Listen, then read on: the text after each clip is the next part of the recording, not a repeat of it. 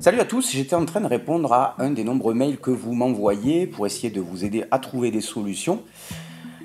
Et je me suis dit que éventuellement la réponse que j'allais faire pouvait vous intéresser en vidéo parce qu'elle concerne en fait l'utilisation abusive des anti-inflammatoires, donc les anti-inflammatoires qu'on peut avoir donc soit sous ordonnance lorsque vous allez voir votre médecin du sport ou votre médecin on va dire de famille, ou tout simplement qu'on peut acheter en pharmacie en libre service.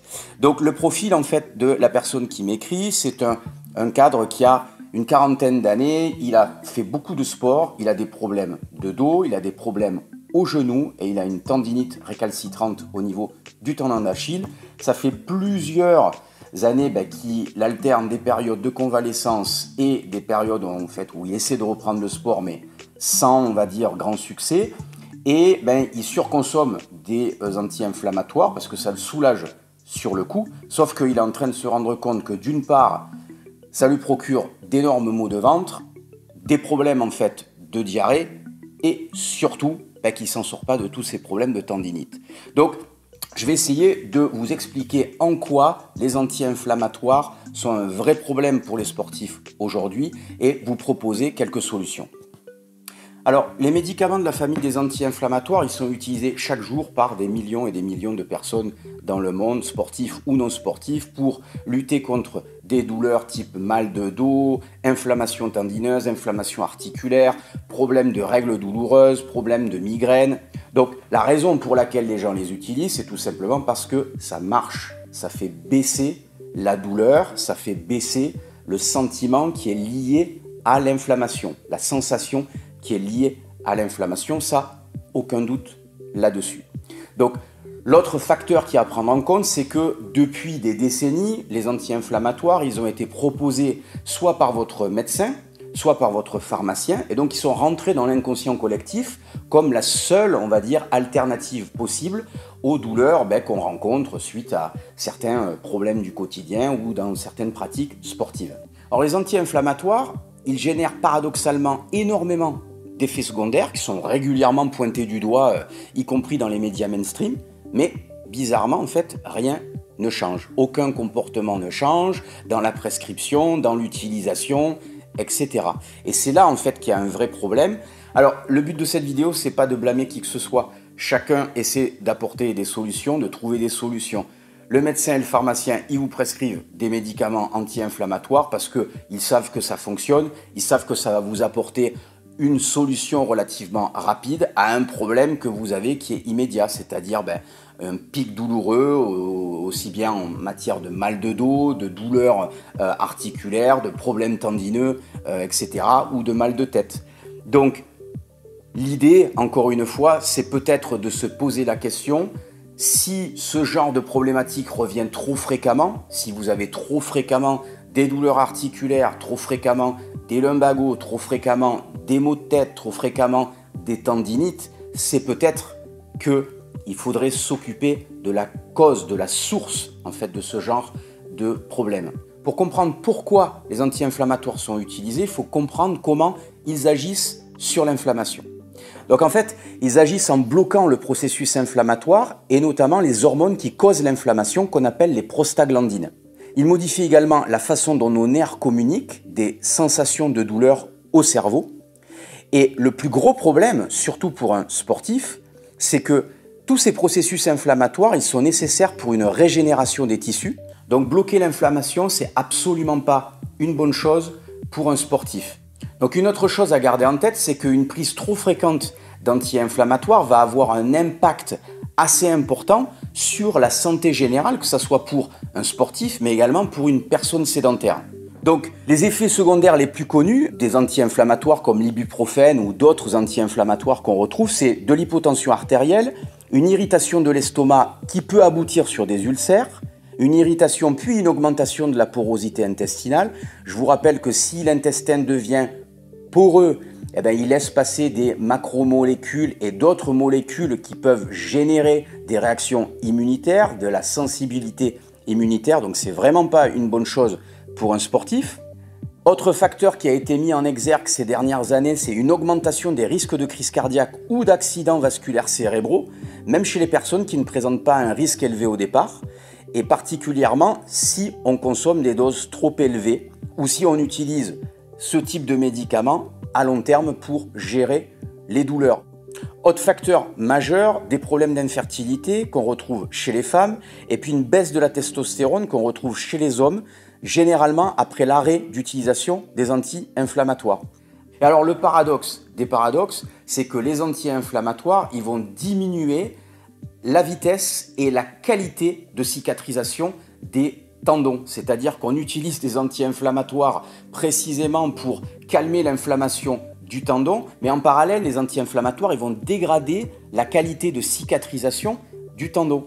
Donc d'un côté, vous avez moins mal au tendon, mais de l'autre côté, vous fragilisez votre tendon. On comprend bien, si vous voulez, que dans un premier temps, l'anti-inflammatoire, il va faire son job, c'est-à-dire il va vous faire vous sentir mieux, vous aurez moins mal au tendon, mais paradoxalement, votre tendon, il devient plus fragile. Et donc, quand vous allez reprendre le sport, qu'est-ce qui va se passer? Eh bien, la tendinite, l'inflammation tendineuse, elle va revenir aussitôt. Et pour moi, finalement, le problème majeur des anti-inflammatoires, c'est qu'ils masquent la cause réelle, en fait, de tous vos problèmes de santé. Si vous avez des problèmes de migraine de façon récurrente, prendre des anti-inflammatoires, bien sûr que ça aide sur le moment. Mais pourquoi vous avez ces migraines qui reviennent? Si vous avez des inflammations tendineuses, des douleurs articulaires qui reviennent fréquemment, pourquoi vous avez en fait ce type de douleurs tendineuses ou articulaires qui reviennent?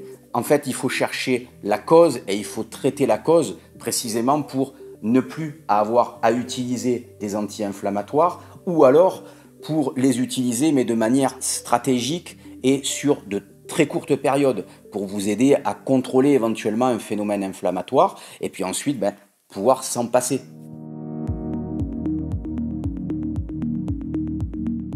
Alors, pour ceux qui suivent mon travail depuis quelques temps, vous savez que je suis quelqu'un de pratique et de pragmatique et que j'aime bien apporter des solutions concrètes.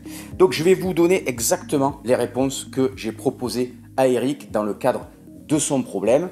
Donc ces réponses, elles sont relativement simples et elles vont avoir une action plurifactorielle, c'est-à-dire qu'on va essayer d'agir simultanément sur plein de facteurs afin de faire baisser de manière drastique l'inflammation. Donc la première des choses quand on est sportif et la première source de problématique, c'est souvent un problème d'excès de volume ou d'intensité d'entraînement. C'est-à-dire que je fais trop de training ou alors je fais des séances qui sont trop longues par rapport à ma capacité de récupération.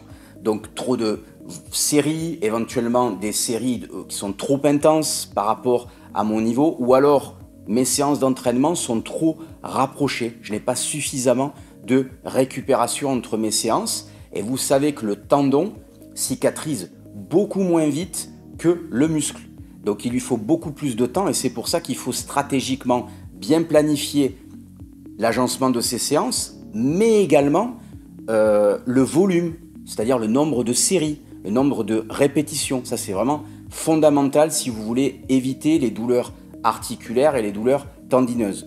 Deuxième conseil que j'ai proposé à Eric, c'est faire bien entendu attention à l'exécution de ces mouvements. Trop souvent, les gens se sentent indestructibles lorsqu'ils exécutent certains types de mouvements, que ce soit en musculation, en course à pied, dans certaines pratiques sportives. Ils ont l'impression que comme tout va bien, comme ils ne ressentent pas de douleur sur le moment, il n'y a pas de problème. En fait, le corps peut subir tout ce que je lui impose. Sauf que le corps, il a un degré en fait de tolérance à certaines choses et en fonction de plein de paramètres et du volume de stress que vous subissez dans votre vie de tous les jours, votre susceptibilité, la susceptibilité de vos tendons, de vos articulations, elle n'est pas la même. Et donc vous allez ressentir éventuellement plus de douleur, plus d'inflammation, ou vous allez être plus sujet aux blessures en fonction justement d'un ensemble de paramètres. Donc l'idée, c'est vraiment à l'entraînement, si pendant la séance, un mouvement vous fait mal, c'est que ce mouvement-là, il est soit mal exécuté, soit qu'il ne correspond pas à votre anatomie, à votre morphologie articulaire. Premier point. Si le lendemain d'une séance, vous avez des douleurs articulaires, des douleurs tendineuses, encore une fois, c'est parce que éventuellement certains de vos mouvements lors de l'entraînement ne sont sont mal exécutés, sont pas faits pour vous, ou encore une fois que le volume d'exécution, le volume de série que vous avez produit, la longueur de votre séance était trop importante. Donc, règle de la non-douleur pendant la séance et observez ce qui se passe le lendemain de la séance pour éventuellement en tirer des conclusions. Troisième conseil que j'ai donné à Eric, diminuer les déséquilibres musculaires. C'est le b.a.-ba de ma méthode d'entraînement. Toutes les articulations, elles doivent avoir un équilibre en fait des forces qui les entourent. Donc, c'est-à-dire que tous les muscles agonistes et antagonistes qui entourent, qui protègent l'articulation, qui la mobilisent, doivent avoir une tension idéale. Dans le cas contraire, lorsque certains muscles deviennent trop raides, trop courts, et que les muscles opposés deviennent eux plus faibles, trop étirés, à ce moment-là, il y a un déséquilibre musculaire qui se crée avec tout un tas de mauvaises informations qui vont remonter au cerveau et entraîner ce qu'on appelle un schéma moteur aberrant. Votre corps se met à compenser et les compensations, c'est vraiment pas bon à long terme. Alors, quatrième conseil de base, privilégier une alimentation anti-inflammatoire et antioxydante. C'est encore plus vrai lorsqu'on passe la trentaine, la quarantaine et qu'on avance dans l'âge. Parce que les capacités en fait antioxydantes diminuent au fur et à mesure qu'on avance dans les années et qu'en plus les niveaux d'inflammation ont tendance eux à augmenter à cause du stress environnemental, à cause du stress cognitif, etc. Bref, on a justement un équilibre à trouver et cet équilibre, il va être en partie couvert et apporté par une alimentation qu'on appelle alimentation hypotoxique. Alors une alimentation hypotoxique, comme je l'ai écrit à Eric, c'est une alimentation qui est riche en légumes, en fruits, en aromates. Donc les aromates, c'est pour rappel le basilic, la menthe, le thym, le romarin qui sont très très riches en substances antioxydantes. Également les épices qu'on peut utiliser pour donner du goût à ces plats et qui vont également avoir une action antioxydante. C'est le cas du cumin, de la cannelle, on peut citer le curcuma, on peut citer encore le gingembre. Donc tout ça, ça va favoriser la lutte contre l'inflammation chronique et en même temps apporter ce qu'on appelle des facteurs antioxydants, des molécules antioxydantes, tout en diminuant ce qu'on appelle l'acidité de l'organisme, c'est-à-dire aider le corps à retrouver un équilibre acido-basique correct et qui est propice à maintenir un état beaucoup moins inflammatoire. Donc ce qui est important également, c'est d'apporter suffisamment de protéines, mais pas dans des proportions qui sont trop importantes. Donc il y a beaucoup de vidéos qui circulent déjà sur Internet où vous pouvez trouver des réponses dans des articles gratuits sur mon blog ou mieux encore dans mes livres. Donc il y a un contrôle des protéines qui est important pour aider le corps à se régénérer, mais pas un apport excessif de protéines qui va justement favoriser une acidification de l'organisme. Donc il y a un ratio, un équilibre à trouver pour aider la récupération sans augmenter l'acidité. Troisième point important, c'est l'apport équilibré de graisses essentielles, le fameux apport oméga 3, oméga 6 et en même temps graisses, on va dire, monoinsaturées comme l'huile d'olive ou d'autres formes de graisses monoinsaturées comme les amandes par exemple, afin précisément de vous apporter de l'énergie, des sources également d'antioxydants, parce que vous savez que par exemple l'huile d'olive est très riche en vitamine E, qui est un antioxydant majeur dans l'organisme, c'est également le cas des amandes. Donc tout ça, c'est très important d'avoir un équilibre, de trouver un équilibre alimentaire qui va vous permettre à la fois de lutter contre l'inflammation, de lutter contre l'acidité de l'organisme qui va générer potentiellement une inflammation supplémentaire et en même temps qui va me permettre d'apporter suffisamment de molécules antioxydantes. Dernier volet, l'apport en glucides. Donc bien entendu qu'on a besoin de certaines sources d'énergie quand on fait du sport. On n'a pas forcément besoin de surconsommer des céréales. Et moi, si j'étais à votre place, et notamment dans une logique anti-inflammatoire, je choisirais soit d'utiliser des céréales qui sont dites hypotoxiques, c'est souvent le cas du riz basmati ou du riz thaï, tout simplement parce qu'on s'est aperçu qu'ils généraient très peu de sensibilité alimentaire, contrairement par exemple à des céréales comme les céréales de blé qui sont riches en gluten. On connaît toutes les problématiques maintenant qui sont associées au gluten en dehors des effets de mode des uns et des autres.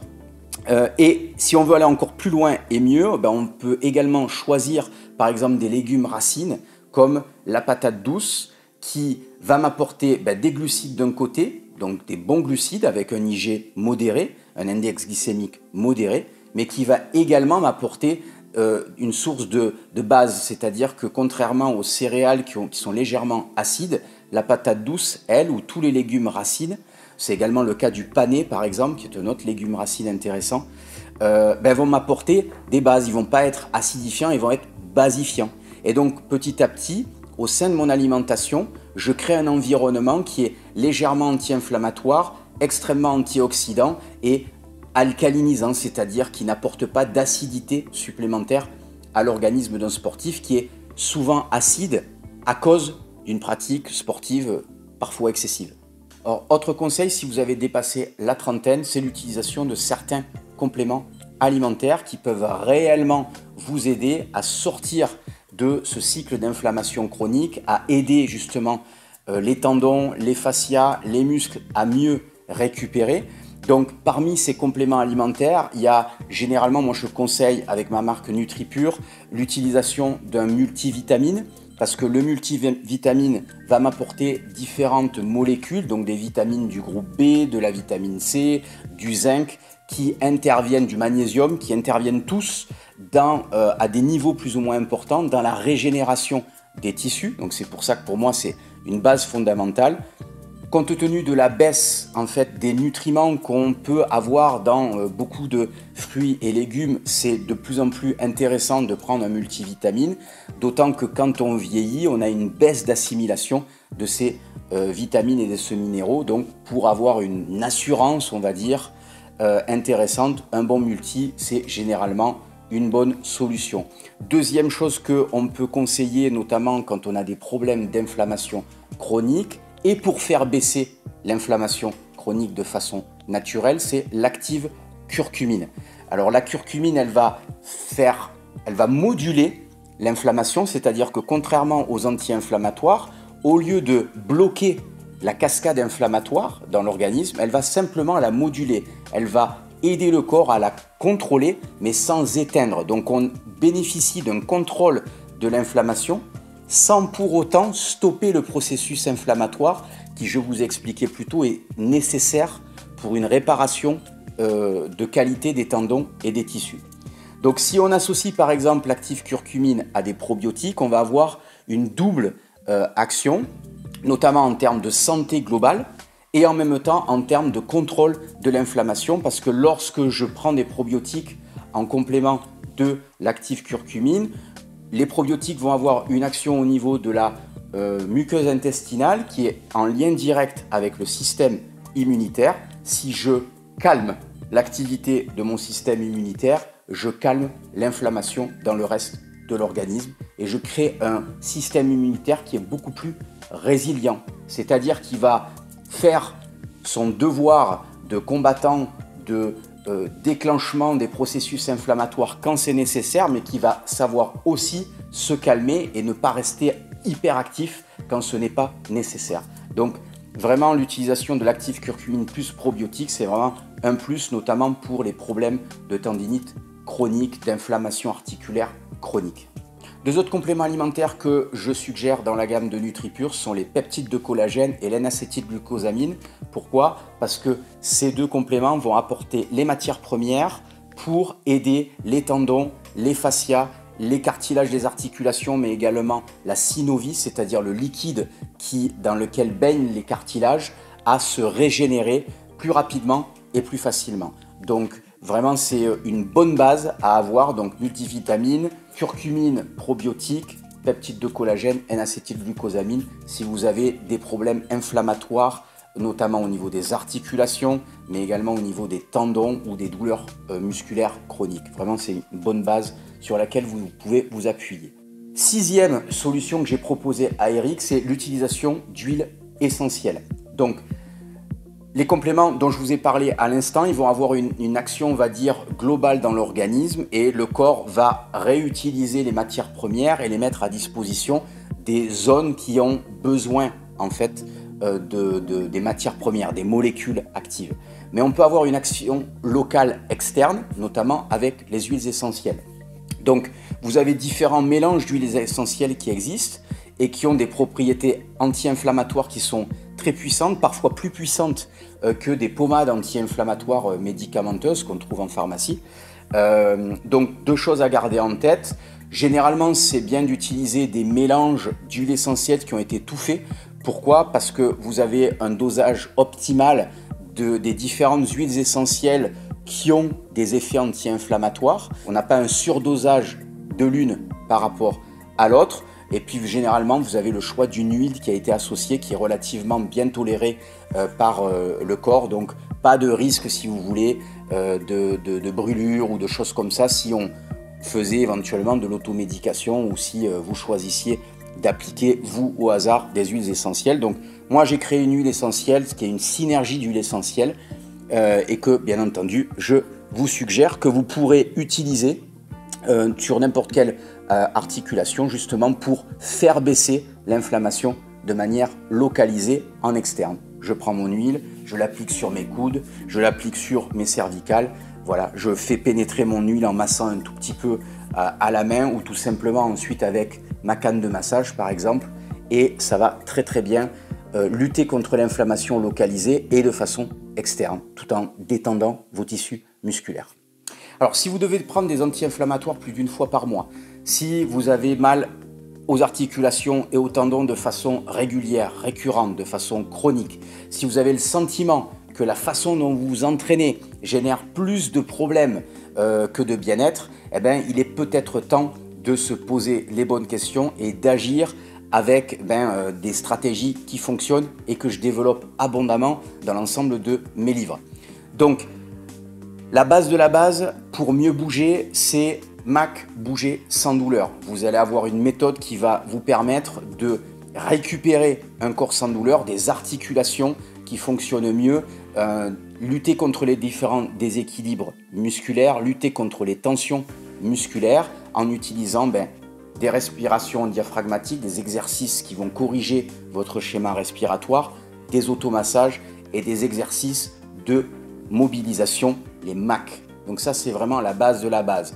Si vraiment vous voulez aller plonger plus loin dans mon système, là vous pouvez éventuellement compléter ça par Sport sans blessure. Sport sans blessure, c'est un livre de fond.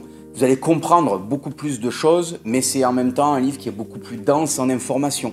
Ça vous demande du temps, ça va vous demander de la réflexion. Si vous êtes pressé, si vous avez besoin de solutions pratiques, et si vous n'avez pas beaucoup de temps pour lire et vous poser des questions, MAC Bouger sans douleur, c'est vraiment la base de la base.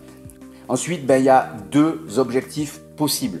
Soit vous êtes plutôt orienté sur de la préparation physique et sportive, auquel cas je vous suggère vivement mes programmes MEP qui vont encore une fois continuer le travail de MAC Bouger sans douleur, c'est-à-dire lutter contre les déséquilibres musculaires, améliorer le fonctionnement articulaire, diminuer le stress postural tout en améliorant votre gainage, vos performances en explosivité, en puissance, en agilité, etc.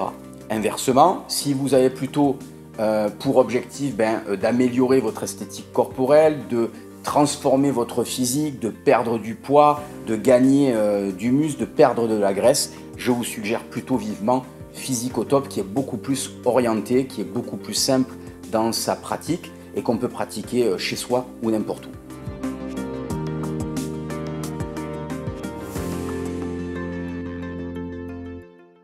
Comme d'habitude, pour l'ensemble du matériel, des livres et des huiles essentielles, c'est sur le www.christophe-cario.com que ça se passe. Ma marque de compléments alimentaires et les compléments que je vous ai cités dans cette vidéo, c'est sur le www.nutripure.fr. Et puis, bien entendu, n'oubliez pas de prendre soin de vous et à très bientôt pour de nouveaux conseils d'entraînement. Bye bye.